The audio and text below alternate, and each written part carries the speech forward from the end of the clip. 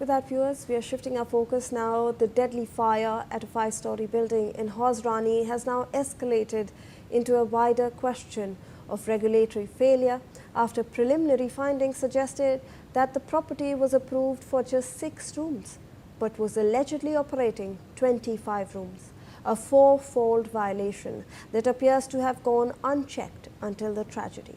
The police have now arrested another individual in this case, the chef of the hotel, after investigation pointed towards possible negligence by the 65-year-old that could have led to the fire. What was meant to function as a regulated homestay under Delhi's bed and breakfast scheme is now under scrutiny, with investigators examining how such a significant deviation from sanctioned capacity may have gone undetected for years.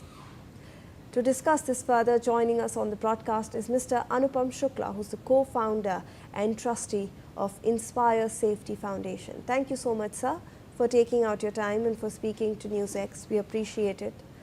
Mr. Shukla, obviously, firstly, this is a very tragic incident that has occurred, but it has brought to light certain lapses that have been in place in these bed and breakfast schemes. These violations are fourfold, sir.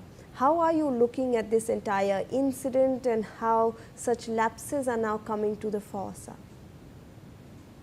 First of all, condolences to all the family members and deceased in the incident.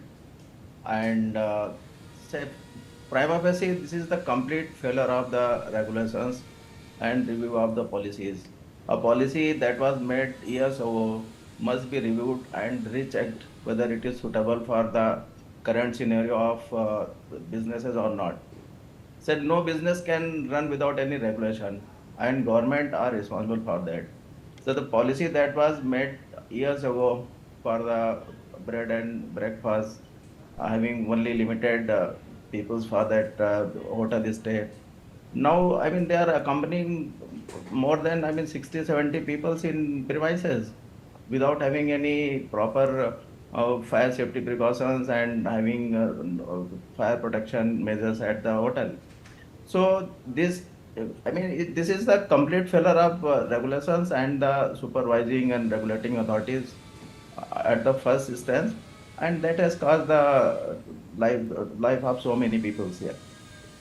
Absolutely. And sir, are there any measures that should be taken going forward to make sure that such incidents do not occur again and we do not lose so many lives, sir? For these kind of accidents, there are, two things at are essential. One is the public awareness. So public must be aware whether these kind of hotels they should go or not. I mean, when you feel that these hotels are not safe for your stay, don't get into it. Whatever, the cheaper or better, what are closer to your premises.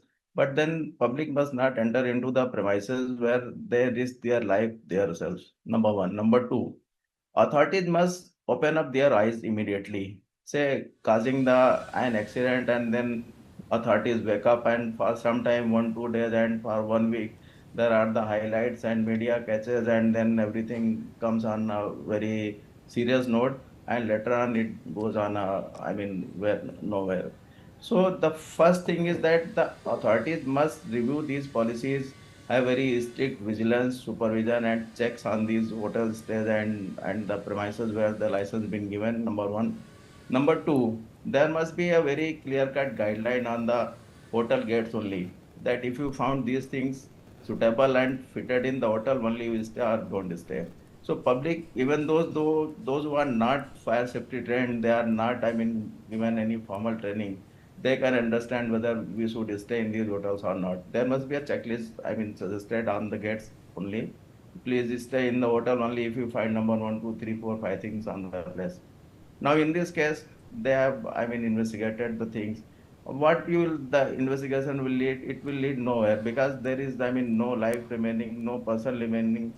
How the fire occurs, how the fire started, nobody will know.